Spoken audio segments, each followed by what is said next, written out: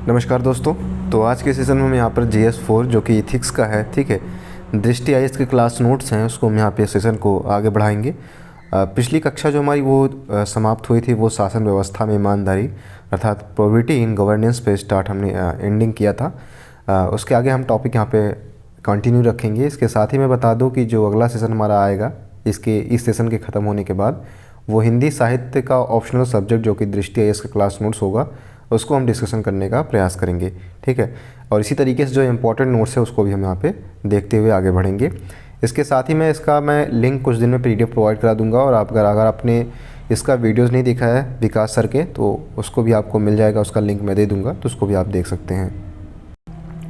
तो हमारी पिछली कक्षा जो है समाप्त हुई थी, वो हुई थी शासन तथा ईमानदारी के दार्शनिक आधार यानी philosophical basis of governance and property पे हमने ख़त्म किया था। उसी पर हम यहाँ पे आगे कंटिन्यू रखेंगे।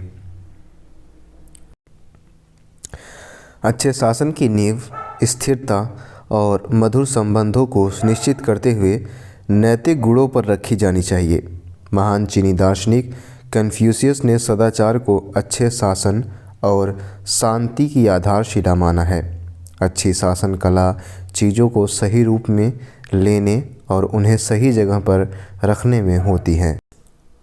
ध्यातव्य है कि चाहे मेसोपोटामिया की सभ्यता हो, यूनानी सभ्यता हो अथवा हड़प्पा सभ्यता, सभी ने शासन को बेहतर व सुगमता पूर्वक चलाने का प्रयास किया।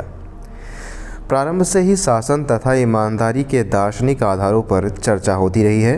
कौटिल्य ने अपने ग्रंथ अर्थशास्त्र में राजा के गुणों का इस प्रकार उल्लेख किया है।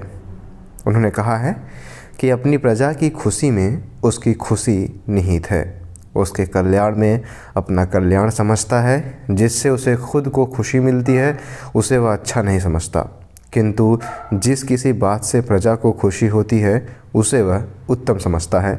यह एक राजा की पहचान होनी चाहिए।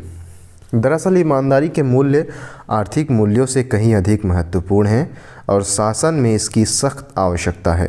राजा हरिश्चंद्र, विक्रमादित्य आदि पौराणिक राजाओं की ईमानदारी, उदारता और उनकी सत्यनिष्ठा की कहानियाँ आज भी बच्चों को उतनी ही चाव से सुनाई जाती है।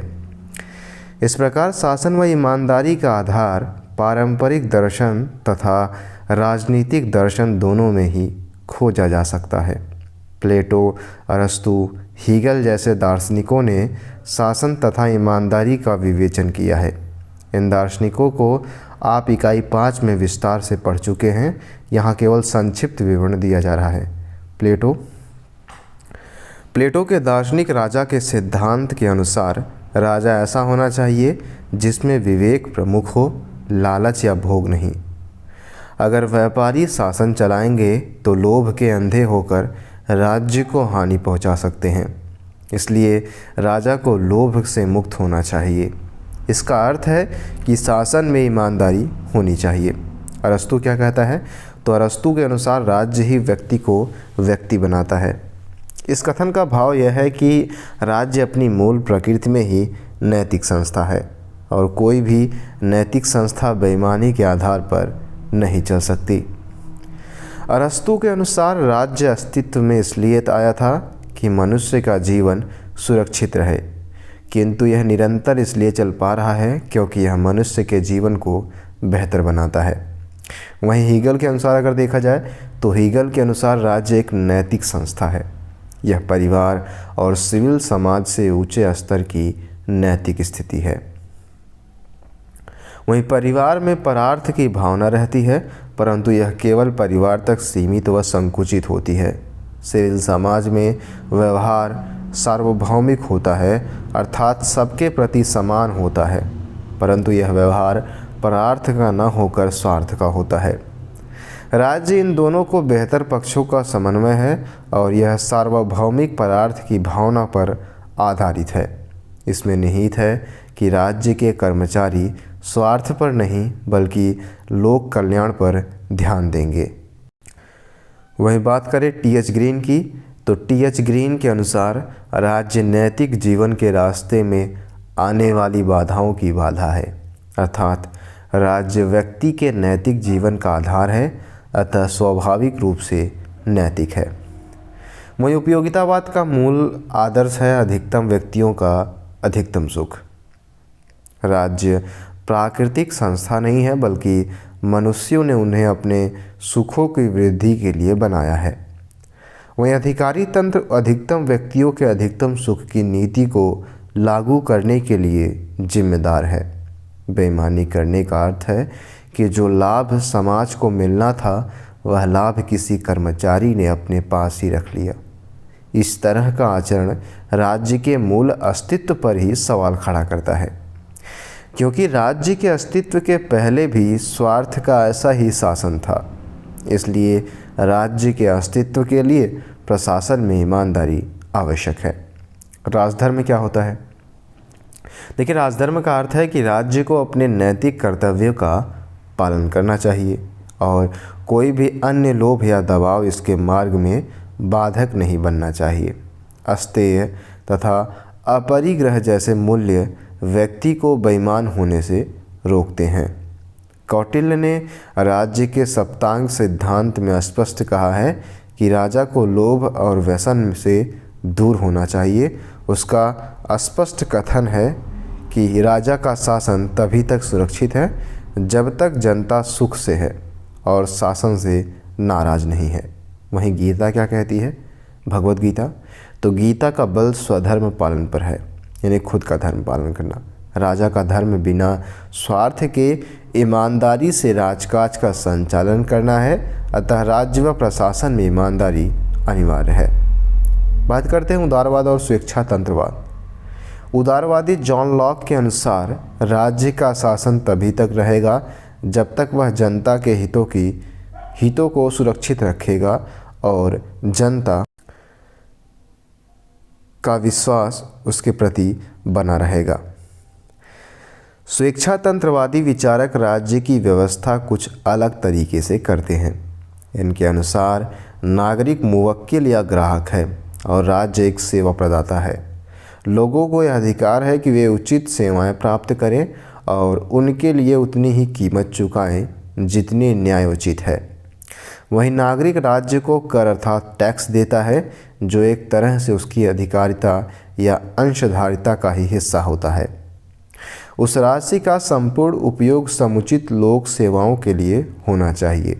अगर उसमें से एक भी पैसा कोई कर्मचारी अपने पास रख लेता है तो वह नागरिकों की अधिकारिताओं का छीनने या चोरी करने के बराबर है। सकारात्मक उदारवाद जिसमें मिल है विचारक, समतावाद जिसके जो है प्रवर्तक हैं जॉन रॉल्स, और लोकतांत्रिक समाजवाद जिसमें लास्की और नेहरू को हम देखने का प्रयास करेंगे। इन तीनों विचारधाराओं के अनुसार राज्य केवल पुलिस राज्य नहीं है जिसका काम सिर्फ कानून व्यवस्था बनाए रखना होता है, बल्कि इसमें वितरण मूलक न्याय या सामाजिक न्याय केंद्रीय पक्ष है। सामाजिक न्याय का अर्थ है कि राज्य सुविधा संपन्न वर्गों से अधिक कर वसूलेगा तथा उस राशि का उपयोग वंचित वर्गों की लोक सेवाओं जैसे शिक्षा, स्वास्थ्य इत्यादि देने के लिए करेगा। उच्च वर्गों की आय छीनना अपने आप में एक अनैतिक प्रतीत होने वाला कर्म है। वह नैतिक केवल इस आधार पर बनता है कि उससे एक उच्चतर शुभ की प्राप्ति होती है, अर्थात समाज में संतुलन व समानता का विकास होता है। अगर इस राशि का लाभ वंचित वर्गों की बजाय अधिकारी खुद तक ही सीमित कर लेंगे तो कल्याणकारी राज्य का मूल दार्शनिक आधार ही नष्ट हो जाएगा। इसलिए शासन का ईमानदार होना अनिवार्य है। बात करते हैं गुड गवर्नेंस यानी सुशासन एवं नवलोक प्रशासन की। आइए बात करते हैं।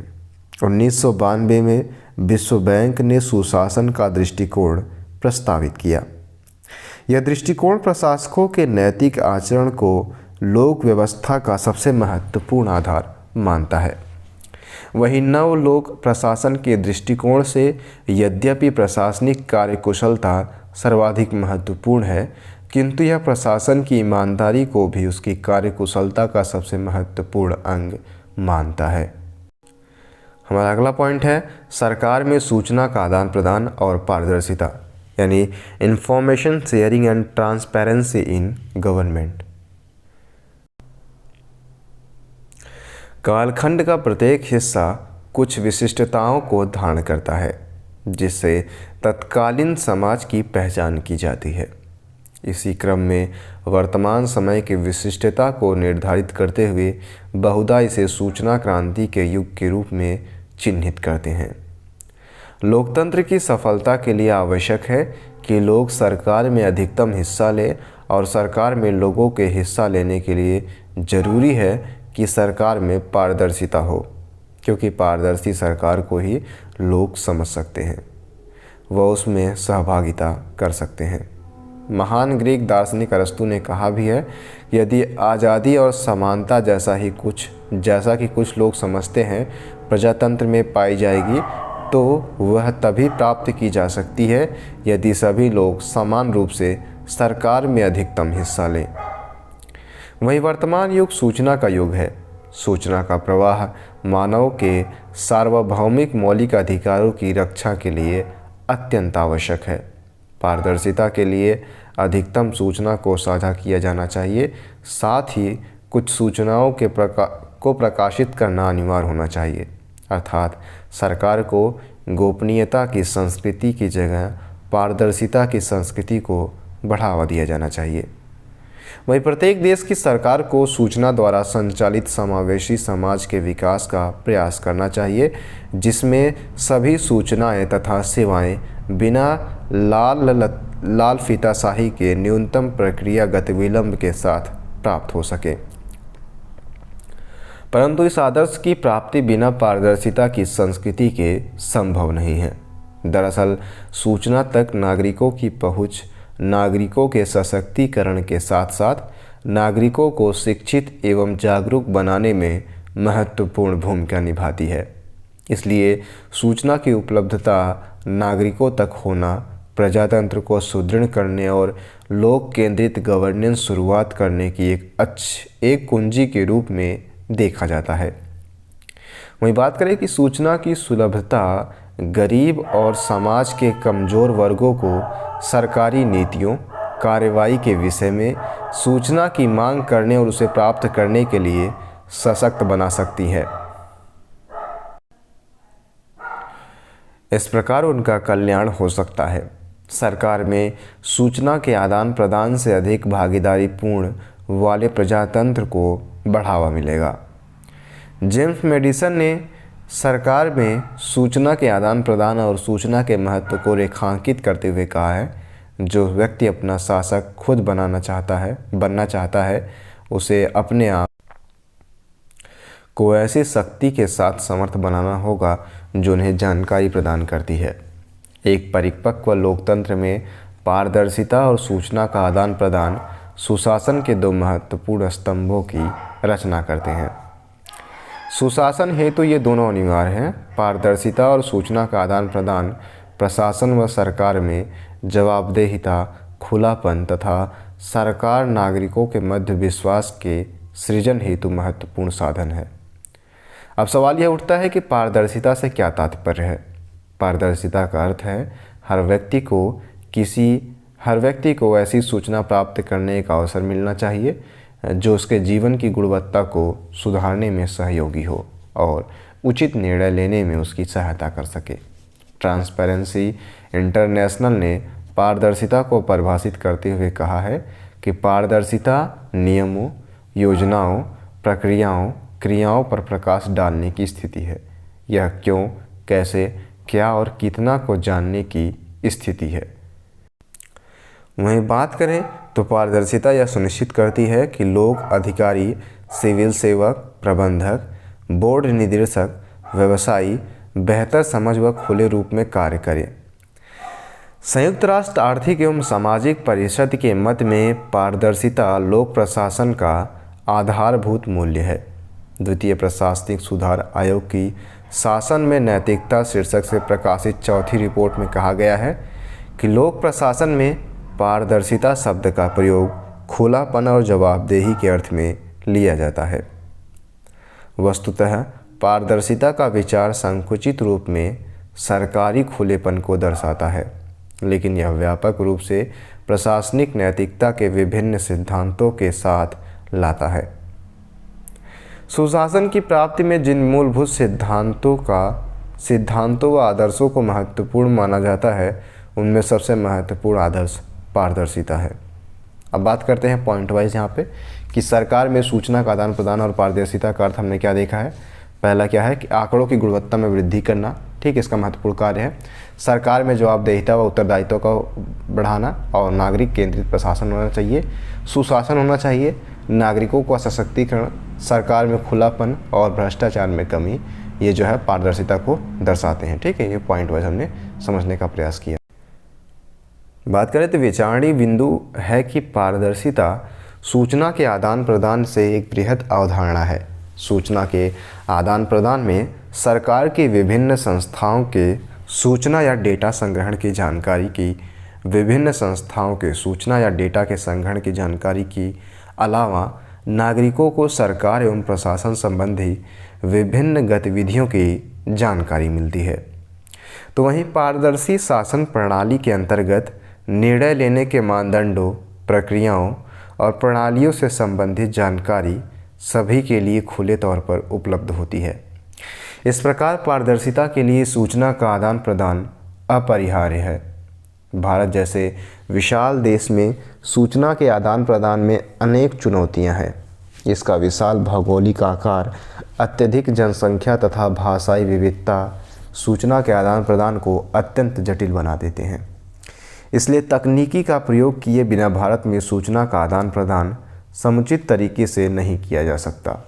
1 अरब से अधिक जनसंख्या तक सूचना पहुंचाने के लिए टेलीविज़न, रेडियो व अखबार अत्यधिक सहायक हो सकते हैं। ऐसी सूचना जिन्हें अत्यधिक तीव्र गति से प्रसारित करना है, जैसे चक्रवात, बाढ़, भूकंप जैसी प्राकृतिक आपदा की सूचना के प्रसारण में टेलीविज़न या रेडियो जैसे संचार माध्यमों की भूमिका अत्यंत महत्वपूर्ण हो जाती है। यह भी आवश्यक है कि सूचना सभी को समझ में आए। इसके लिए आवश्यक है कि सूचना लोगों को उनकी भाषा में प्रदान की जाए। इंटरनेट इस संदर्भ में अत्यंत महत्वपूर्ण भूमिका निभा सकता है, परंतु डिजिटल डिवाइस इसमें समस्या खड़ी करता है। इसलिए समुचित पारदर्शिता तथा सूचना के आदान प्रदान के लिए लोगों को कंप्यूटर साक्षर बनाना भी आवश्यक है। वहीं भारत में सूचना के आदान प्रदान और पारदर्शिता के लिए विभिन्न प्रयास किए जा रहे हैं। यथा सूचना का अधिकार अधिनियम 2005, ई गवर्नेंस के उपयोग को सरकार में बढ़ावा देना, जिससे नागरिक केंद्रित प्रशासन की दिशा में सहायता मिल सके। इसके अतिरिक्त सिटीजन चार्टर के साथ साथ बेहतर शिकायत निवारण प्रणाली की दिशा में प्रयास किया जा रहा है। ध्यातव्य है कि लोकतांत्रिक प्रशासन में नागरिकों को सूचना की प्राप्ति होना उनका मूलभूत अधिकार है। पारदर्शिता और सूचना का अधिकार उत्तम शासन के लिए एक पूर्व शर्त है। बात करते हैं सूचना का आदान प्रदान और पारदर्शिता के लिए भारतीय प्रयास में क्या क्या किए गए हैं। तो सूचना का अधिकार, ई गवर्नेंस, सिटीजन चार्टर और बेहतर शिकायत निवारण प्रणाली जो है, ठीक है, ट्रांसपेरेंसी लाने के लिए ये सब सारी चीज़ें की गई हैं। पहला सूचना का अधिकार, ठीक है, आरटीआई और right to information, citizen charter लाया गया है, ई गवर्नेंस लाया गया है और बेहतर शिकायत केंद्र यहाँ पर खोले गए हैं, निवारण प्रणाली खोली गई है, जिससे जो है ट्रांसपेरेंसी में सुविधा हो सके और व्यक्ति जो है जान सके सारी सूचनाओं को। कुल मिलाकर सूचना के आदान प्रदान से सरकार में पारदर्शिता व उत्तरदायित्व के साथ साथ दक्षता व प्रभावकारिता भी बढ़ते हैं। सार्वजनिक दायरे में रहने वाली सूचना तथा आंकड़ों को बहुत सावधानी से तैयार करना पड़ता है, जिससे आंकड़ों की गुणवत्ता भी बढ़ती है। परंतु आंकड़ों के सार्वजनिक क्षेत्र में आने से उनके नकारात्मक उपयोग की संभावना भी बढ़ती है और कुछ व्यक्ति या संगठन इसका उपयोग सरकार के कामों में बाधा उत्पन्न करने के लिए कर सकते हैं। यह बात सत्य है कि कोई भी तकनीक या वस्तु पूर्णतः निरपेक्ष नहीं होती है, अर्थात उसके सकारात्मक और नकारात्मक दोनों परिणाम सामने आते हैं, किंतु इससे साधन को दोषी नहीं ठहराया जा सकता। वस्तुतः सूचना की सुलभता नागरिकों को सार्वजनिक नीतियों और कार्यक्रमों के बारे में जानकारी प्राप्त करने के लिए सशक्त बनाती है। और इस प्रकार सरकार को अधिक जवाबदेही बनाती है तथा भागीदारी पूर्ण प्रजातंत्र को सुदृढ़ बनाने में और नागरिक केंद्रित प्रशासन में सहायता प्रदान करती है। सरकार में सूचना का आदान प्रदान और पारदर्शिता से वास्तविक अर्थों में अब्राहम लिंकन द्वारा दी गई लोकतंत्र की परिभाषा अर्थात लोकतंत्र लोगों के द्वारा और लोगों के लिए बनाई गई सरकार है को धरातल पर ला सकता है। बात करते हैं पारदर्शिता और ई गवर्नेंस के बारे में। तो ई गवर्नेंस से तात्पर्य शासन एवं प्रशासन में सूचना एवं संचार तकनीकी के उपयोग से है। वर्तमान वैश्वीकरण के युग में सुशासन की धारणा को मजबूत बनाने की दृष्टि से ई गवर्नेंस एक महत्वपूर्ण उपकरण के रूप में विकसित हुआ है। सूचना और संचार प्रौद्योगिकी आंकड़ों का सक्षम भंडारण और प्राप्ति, सूचना का तीव्रता से पारेषण और पूर्व हस्तचालित प्रणालियों की अपेक्षा तेजी से सूचना और आंकड़ों का प्रसंस्करण, पारदर्शिता बढ़ाना आदि पहलुओं को सुविधाजनक बनाता है। बात करें ई गवर्नेंस के जरिए नागरिकों, व्यवसायों तथा अन्य सरकारी विभागों के साथ सूचनाओं का आदान प्रदान करके पारदर्शिता की संस्कृति को विकसित किया जाता है। इसके अतिरिक्त सेवाओं की गुणवत्ता सुधारने में सरकारी एजेंसियों द्वारा ICT का प्रयोग करके नागरिक केंद्रित प्रशासन को चरितार्थ किया जाता है। ई गवर्नेंस में नागरिक शासन अंतःक्रिया तीव्र होती है, इसलिए सरकार के स्तर पर सभी तंत्र पारदर्शी तथा जवाबदेही हो जाते हैं, जिसके कारण प्रशासन में उत्तरदायित्व की भावना का विकास होता है। इस प्रकार ई गवर्नेंस न केवल शासन में पारदर्शिता का एक साधन है, यद्यपि शासन व्यवस्था में ईमानदारी लाने में निर्णायक हो सकता है। अब हम बात करेंगे सूचना का अधिकार यानी राइट टू इन्फॉर्मेशन के बारे में। सूचना का अधिकार के बारे में पहले हम देखेंगे परिचय इसका, फिर आवश्यकता कैसे कारण क्यों बने, ठीक है, क्यों आवश्यकता हुई, और इसके बाद सूचना के अधिकार और सुशासन के मुद्दों को देखेंगे और सूचना के अधिकार का इतिहास को समझते हुए सूचना का अधिकार अधिनियम 2005 को देखेंगे। हालिया संशोधन कौन कौन से किए गए हैं और सूचना के अधिकार से संबंधित प्रमुख धाराओं को देखेंगे, क्या क्या चुनौतियां हैं और बेहतर एवं सशक्त बनाने के लिए क्या सुझाव दिए गए हैं, उसको भी देखते हुए आगे बढ़ने का प्रयास करेंगे।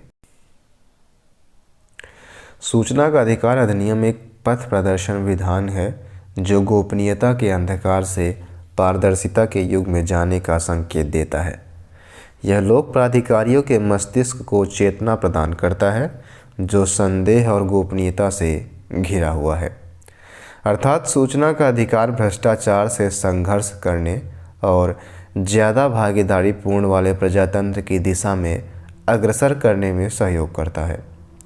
वस्तुतः सूचना का अधिकार एक मौलिक अधिकार है जो विभिन्न अधिकारों तथा दायित्वों से अस्तित्व में आता है।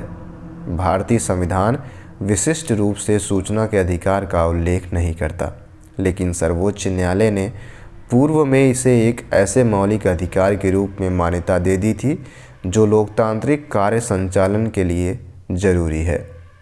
भारतीय संविधान के अनुच्छेद 19(1) के अंतर्गत सूचना को मौलिक अधिकारों का हिस्सा माना गया है और यह इस तथ्य को दर्शाता है कि सूचनाएं जनता की धरोहर होती हैं, न कि उस सरकारी संस्था की जिसके पास ये मौजूद होती हैं। सूचना पर किसी विभाग या तत्कालीन सरकार का स्वामित्व नहीं होता। इस प्रकार नागरिकों को सरकारी कार्यवाहियों, निर्णयों, नीतियों, निर्णय प्रक्रियाओं और यहाँ तक कि कुछ मामलों में निजी संस्थाओं व व्यक्तियों के पास उपलब्ध सूचनाएं मांगने और पाने का अधिकार है। भारतीय संविधान के अनुच्छेद 19(क) में सभी नागरिकों को वाक व अभिव्यक्ति की स्वतंत्रता का मूल अधिकार प्रदान किया गया है। उच्चतम न्यायालय ने सूचना के अधिकार को अभिव्यक्ति के अधिकार में अंतर्निहित माना है, क्योंकि व्यक्ति अभिव्यक्ति तभी करेगा जब वह जानेगा। इसलिए सूचना का अधिकार नागरिकों को अभिव्यक्ति का मौलिक अधिकार प्रयोग करने में समर्थ बनाता है। सैद्धांतिक रूप से सूचना का अधिकार नागरिकों को 3 स्तरों पर प्राप्त होना चाहिए। प्रथम स्तर पर जनता को उसके अधिकारों की जानकारी होनी चाहिए, क्योंकि जनता अपने अधिकारों का प्रयोग तभी कर सकती है जब वह उन्हें जानती हो। वहीं बात करें तो सूचना के अधिकार का दूसरा स्तर है सरकार सेवाओं की जानकारी, ताकि जनता उन सेवाओं को प्राप्त कर सके। इसका तीसरा स्तर है कि नवीन सेवाओं की मांग तथा शिकायत निवारण तंत्र की स्थापना, ताकि जनता सूचना या सेवा प्राप्त न होने पर शिकायत कर अपना अधिकार प्राप्त कर सके। वास्तव में सशक्त शिकायत निवारण तंत्र के बिना सूचना का अधिकार बेईमानी है।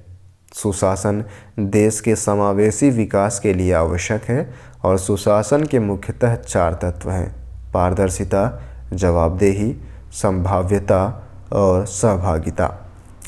उपरोक्त में से पारदर्शिता का अर्थ है कि सामान्य नागरिक को सूचना उपलब्ध होनी चाहिए और यह जानकारी भी होनी चाहिए कि शासन की कार्यप्रणाली साफ सुथरी है।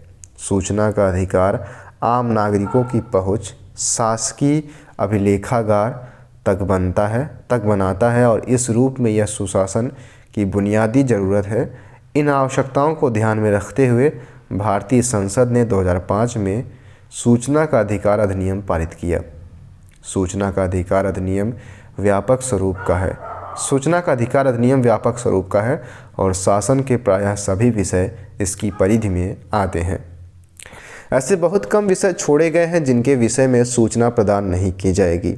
अधिनियम की धारा 6 में निष्कर्षतः कहा गया है, परंतु ऐसी सूचना यथास्थिति संसद या किसी विधानमंडल को देने से इनकार नहीं किया जा सकता। उसे किसी व्यक्ति को देने से इनकार नहीं किया जा सकेगा। सूचना का अधिकार अधिनियम 2005 सरकारी सूचना के लिए नागरिकों के अनुरोध के प्रति समयबद्ध प्रतिक्रिया को अनिवार्य बनाता है।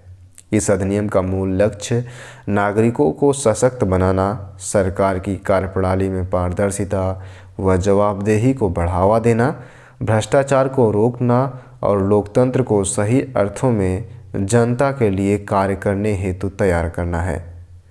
वहीं बात करें तो जनता को सूचनाओं की प्राप्ति होकर नागरिक सरकार के प्रति अपने जुड़ाव महसूस करते हैं और सरकार तथा नागरिकों के मध्य विश्वास का सृजन होता है। अभिप्राय यह है कि एक शिक्षित और जागरूक नागरिक को प्रशासन की कार्यप्रणाली पर नज़र रखने व उसे नागरिकों के प्रति अधिक जिम्मेदार बनाने के लिए सूचनाओं से समर्थ अवगत बनाना आवश्यक है। यह अधिनियम सरकार के क्रियाकलापों से नागरिकों को अवगत कराने की दिशा में एक बड़ा कदम है। इस प्रकार सूचना का अधिकार अधिनियम केवल नागरिकों के सशक्तिकरण के बारे में ही नहीं, अपितु यह आवश्यक रूप से जवाबदेही की संकल्पना को पुनः परिभाषित करता है। इसको पॉइंट में समझे तो सूचना का अधिकार हमने क्या देखा, नागरिकों को सशक्तिकरण का विकास करता है, नहीं नागरिकों को सशक्त बनाता है। दूसरा, जवाबदेही की संकल्पना को पुनः परिभाषित करता है और अधिक भागीदारीपूर्ण प्रजातंत्र होती है, यानी नागरिकों की जिम्मेदारी या भागीदारी इसमें ज़्यादा होती है। ठीक है, भ्रष्टाचार को कम करने में सहायक होता है सूचना का अधिकार। अब बात करते हैं सूचना का अधिकार का अर्थ, यानी meaning of right to information, RTI।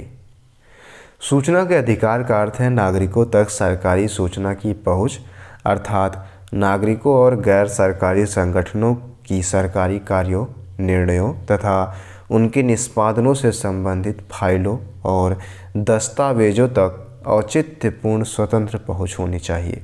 दूसरे शब्दों में, सरकारी कार्यकलापों में खुलापन और पारदर्शिता हो।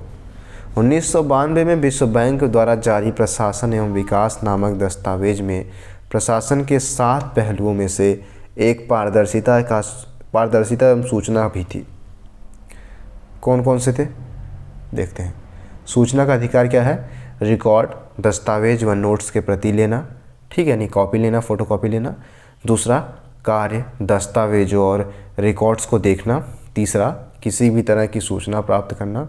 चौथा, सामग्री के प्रमाणीकृत नमूने लेना।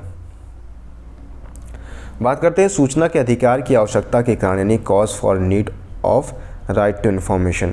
सूचना के अधिकार की आवश्यकता का सर्वप्रमुख आधार यह है कि यह शासन प्रक्रियाओं के बारे में लोगों की जानकारी को बढ़ाकर लोगों में सशक्तिकरण लाता है। यह खुले शासन के लिए आवश्यक दशाओं का निर्माण करता है जो लोकतंत्र की आधारशिला बनती है। सूचना का अधिकार सरकार में जनता के अधिकार को बढ़ाता है जो लोकतांत्रिक शासन का महत्वपूर्ण आधार है। यह नागरिकों को सरकार में होने वाली घटनाओं की जानकारी प्राप्त करने में समर्थ बनाता है और सरकार में निर्णय निर्धारण प्रक्रिया की गोपनीयता को हटाकर लोक नीति निर्माण और प्रशासन में सह हिस्सेदार बनाता है। इसमें लोकहित में समग्र शासन की गुणवत्ता में सुधार लाने में मदद मिलती है। सूचना के अधिकार से सरकार की गुणवत्ता में एक परिवर्तन आया है और जनता तक खुली और पारदर्शी पहुंच के कारण जनता की आवश्यकताओं के प्रति जवाबदेही और अनुक्रियाशीलता सुनिश्चित हुई है। यह प्रशासन एवं जनता के बीच की दूरी को कम करता है और प्रशासनिक निर्णय निर्माण में जनहित को प्रोत्साहन प्रदान करता है एवं भ्रष्टाचार के अवसरों को घटाता है।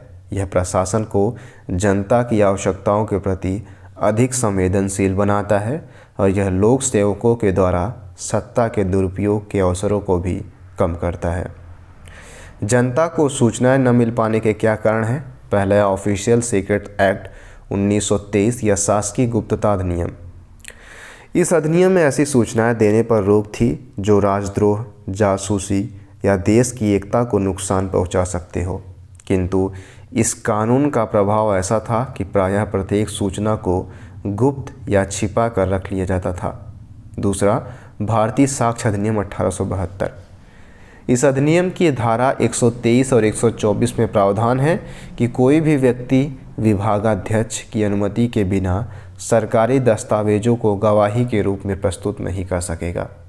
1964 के आचरण नियमावली यानी कंडक्ट रूल ऑफ द 1964, इसके अंतर्गत कोई भी सरकारी कर्मचारी किसी ऐसे व्यक्ति को आधिकारिक सूचना नहीं देगा जो उसके लिए अधिकृत नहीं है।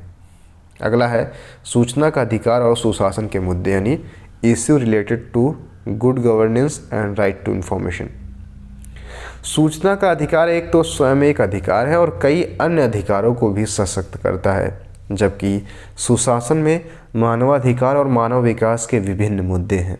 सुशासन का पारदर्शिता आयाम सीधे सीधे सूचना के अधिकार पर निर्भर करता है। सूचना के अधिकार और सुशासन से निष्पादन मूल्यांकन ज़्यादा सशक्त होगा और शासन तथा प्रशासन के बारे में नागरिक तथा समाज ज़्यादा सूचित होंगे, इसलिए जवाबदेही बढ़ेगी। सूचना के अधिकार से सुशासन के श्रेष्ठ अनुभवों के संबंध में तुलनाओं को बढ़ाया जा सकेगा। वहीं सूचना के अधिकार से सुशासन के लिए लोक सेवाओं में सक्षमता निर्माण की प्रवृत्ति बढ़ेगी। वहीं राज्य और गैर राज्य भागीदारी बढ़ाते हुए आर्थिक विकास को साधन और मानव विकास को साध्य बनाया जाएगा। सूचना के सहमति को सबल बनाया जा सकता है और सहमति सुशासन का अभिन्न अंग है। इससे मानव विकास सूचक और अन्य सूचकों के संदर्भ में गणनाएं बेहतर बनेंगी, इसलिए जवाबदेही बढ़ सकेगी। पीसी होता समिति ने सुशासन के संदर्भ में राज्यों में स्टेट ऑफ गवर्नेंस रिपोर्ट लाने का सुझाव दिया। इससे भ्रष्टाचार को रोकने में सहायता मिलती है। सूचना के अधिकार से ई शासन अर्थात ई गवर्नेंस को बल मिलता है, जिससे कि स्मार्ट शासन यानी स्मार्ट मतलब simple, moral, accountable, responsive and transparent governance को बढ़ाया जा सकता है। वही सूचना के अधिकार से लोक सेवा मूल्य विकसित होते हैं जो कि सुशासन के लिए ज़रूरी है। बात करते हैं इसको पॉइंट में। सूचना का अधिकार क्या क्या था? पहला, नागरिक केंद्रित प्रशासन होता है, ठीक। दूसरा, गवर्नेंस प्रणाली में मूलभूत बदलाव का संकेत मिलते हैं और शासन व्यवस्था में ईमानदारी बढ़ती है और जवाबदेहिता तथा उत्तरदायित्व भी बढ़ता है। इसके साथ ही में सरकार में सूचना का आदान प्रदान और नागरिकों तक सूचनाओं की पहुंच भी बढ़ती है। अब बात करते हैं भारत में सूचना के अधिकार का इतिहास यानी history of right to information in India. पूरी दुनिया में सूचना की आज़ादी के आंदोलनों से भारत में भी इसकी ज़रूरत महसूस हुई। हालांकि यह माना जाता रहा है कि भारत के संविधान की धारा 19(1) में जानने का अधिकार भी निहित है। इसमें सभी नागरिकों को वाक स्वातंत्र्य एवं अभिव्यक्ति स्वातंत्र्य का अधिकार देने की बात है। संविधान में प्रेस की स्वतंत्रता का कहीं अलग से उल्लेख नहीं है। प्रत्येक नागरिक के लिए प्रदत्त इस स्वतंत्रता में ही प्रेस की स्वतंत्रता को भी अंतर्निहित माना गया है। इसी तरह सूचना के अधिकार को भी इसका अनिवार्य अंग बताया गया है और उच्चतम न्यायालय के अनेक निर्णयों में सूचना के अधिकार के अनुकूल निर्णय दिए गए हैं।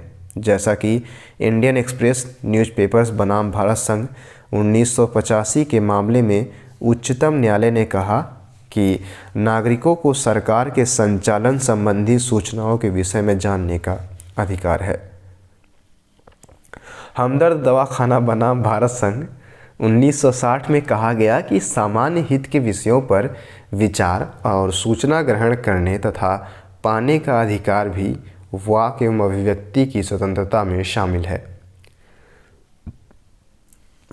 हिम्मतलाल बनाम पुलिस आयुक्त अहमदाबाद 1973 के मामले में उच्चतम न्यायालय ने कहा कि लोकतंत्र की मूल अवधारणा यह है कि नागरिकों की सहमति के आधार पर शासन होना चाहिए।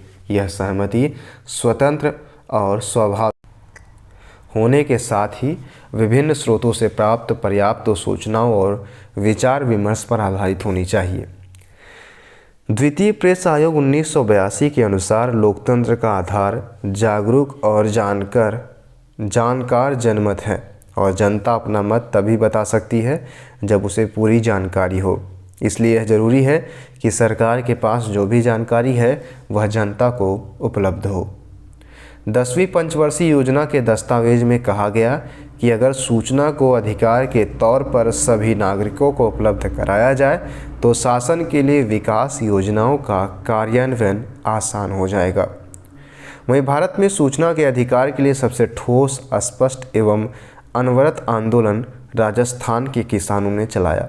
अरुणा राय एवं निखिल डे के नेतृत्व में हमारा पैसा हमारा हिसाब आंदोलन भारत में सूचना के अधिकार का अगुवा बना।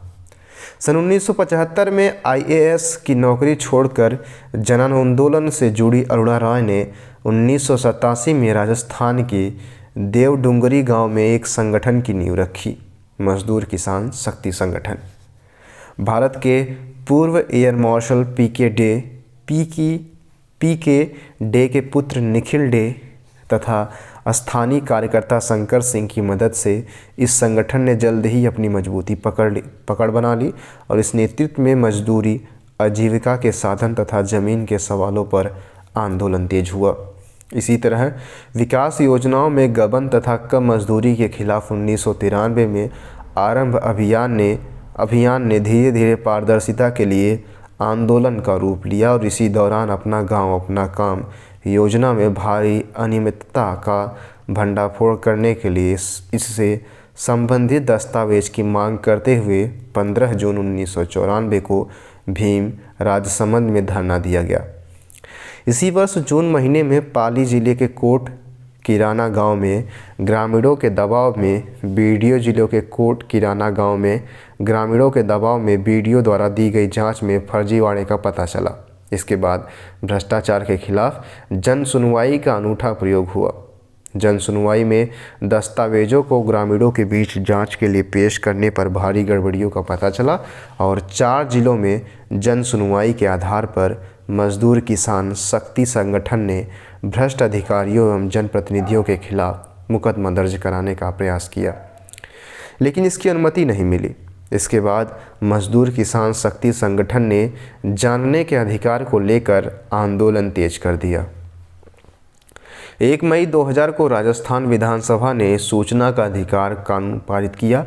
इसी दिन पंचायती राज अधिनियम ने संशोधन करके वार्ड सभा एवं ग्राम सभा में सामाजिक अंकेक्षण को अनिवार्य कर दिया गया और 26 जनवरी 2001 को राजस्थान में सूचना का अधिकार कानून लागू हुआ।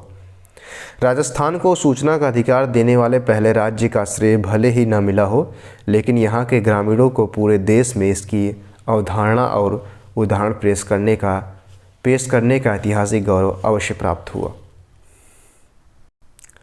आइए बात करते हैं सूचना का अधिकार लागू होने से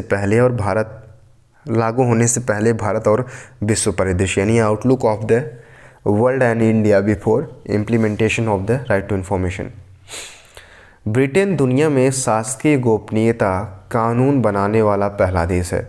ब्रिटेन में पहली बार 1889 में शासकीय गोपनीयता कानून बना था। जब ब्रिटेन में ऐसा कानून लाया जा रहा था तो भारत को उसके अलग रखने का कोई कारण नहीं था। उसी वर्ष भारत में भी शासकीय गोपनीयता कानून 1889 लागू कर दिया गया। उस कानून में संशोधन करके कुछ प्रावधानों को और कड़ा कर दिया गया। इसके तहत समस्त अपराधों को संज्ञेय एवं गैर जमानती बना दिया गया। वहीं बाद में ब्रिटेन तथा भारत में इस कानून में कई परिवर्तन हुए और अंततः भारत में नया कानून शासकीय गोपनीयता अधिनियम 1923 बना। यह कानून आज भी देश में लागू है। भले ही सूचना के अधिकार ने उसे अप्रासंगिक कर दिया हो, सूचना का अधिकार अधिनियम 2005 की धारा 22 में स्पष्ट लिखा गया है कि इस अधिनियम के उपबंध शासकीय गोपनीयता अधिनियम 1923 और तत्समय प्रवृत्ति किसी अन्य विधि में या इस अधिनियम से अन्यथा किसी विधि के आधार पर प्रभाव रखने वाली किसी लिखित में उससे असंगत किसी बात के होते हुए भी प्रभावी होंगे। शासकीय गोपनीयता अधिनियम 1923 में गोपनीयता की कोई परिभाषा नहीं दी गई, इसलिए इसे काला कानून की संज्ञा दी जाती रही है और यह सरकार पर निर्भर है कि वह किस बात को गुप्त करार दे। यह कानून किसी भी सामान्य सरकारी दस्तावेज को गोपनीय करार देकर किसी भी व्यक्ति को जेल की हवा खिलाने के लिए पर्याप्त है। इस रूप में इस कानून ने कार्यपालिका को असीमित, अपरिभाषित एवं निरंकुश अधिकार दे रखा है। हालांकि इसमें न्यायालय यह तय कर सकता है कि कोई बात गोपनीय है अथवा नहीं। फिर भी अगर कार्यपालिका चाहे तो किसी नागरिक या पत्रकार को इस कानून के सहारे आसानी से प्रताड़ित कर सकती है। स्वाधीनता के बाद कई महत्वपूर्ण संस्थाओं अथवा आयोगों ने इस कानून को बदलने या इसमें व्यापक फेरबदल की सिफारिश की। प्रथम प्रेस आयोग 1954 ने भी इस बात को दोहराया। प्रथम प्रशासनिक सुधार आयोग 1968 के देशमुख अध्ययन दल ने अनावश्यक प्रावधानों जिसके कारण सूचनाओं के प्रवाह में बाधा आती है को हटाने की मांग की।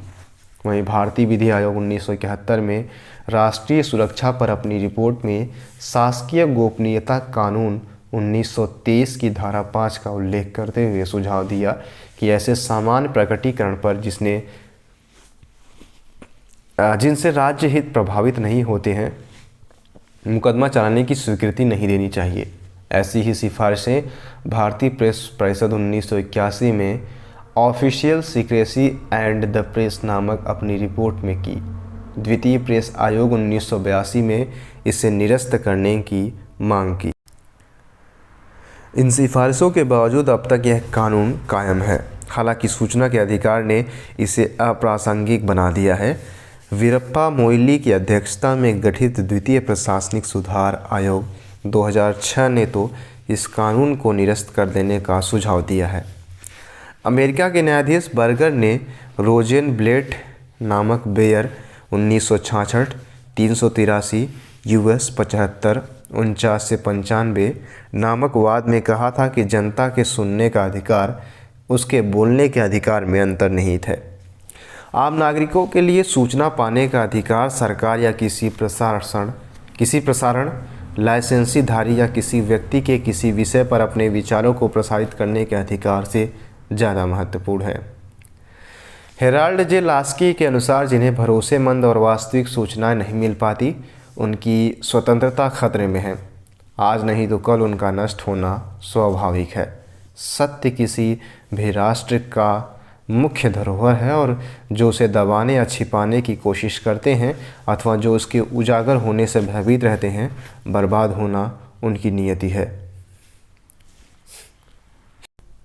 आइए बात करते हैं विश्व में सूचना के अधिकार का इतिहास, यानी history of right to information in the world. दुनिया भर में स्वीडन ऐसा पहला देश है जिसने शासकीय कामकाज में पारदर्शिता और सूचना के अधिकार के लिए 243 साल पहले सूचना का अधिकार लागू किया था। शासकीय कार्यों में पारदर्शिता एवं सूचना के अधिकार को लगभग 1940 के दशक में अंतर्राष्ट्रीय स्तर पर एक महत्वपूर्ण जरूरत मान लिया गया था। 1946 में संयुक्त राष्ट्र संघ की आम सभा ने अपने प्रस्ताव में कहा था कि सूचना का अधिकार मनुष्य का एक बुनियादी अधिकार है तथा यह उन सभी स्वतंत्रताओं की कसौटी है जिन्हें संयुक्त राष्ट्र संघ ने प्रतिष्ठित किया है। इसी तरह संयुक्त राष्ट्र संघ ने 1948 में अंतर्राष्ट्रीय सम्मेलन में घोषणा की कि जानकारी पाने की इच्छा रखना, उसे प्राप्त करना तथा किसी माध्यम द्वारा जानकारी एवं विचारों को फैलाना मनुष्य का मौलिक अधिकार है।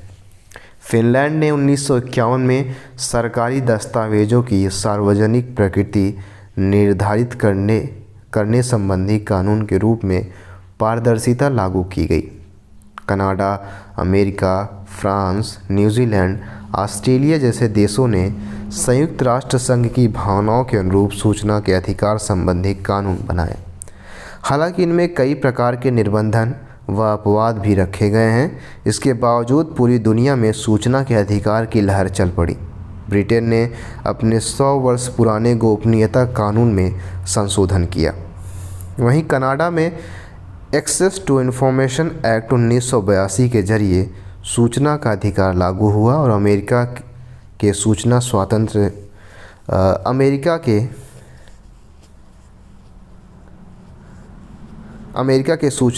स्वातंत्र अधिनियम 1974 के तहत सूचना देने का दायित्व शासन पर है। फ्रांस में सरकारी दस्तावेज तक नागरिकों की पहुंच सुनिश्चित करने हेतु सन 1978 में एक कानून बना और न्यूजीलैंड ने ऑफिशियल इंफॉर्मेशन एक्ट 1982 बनाया।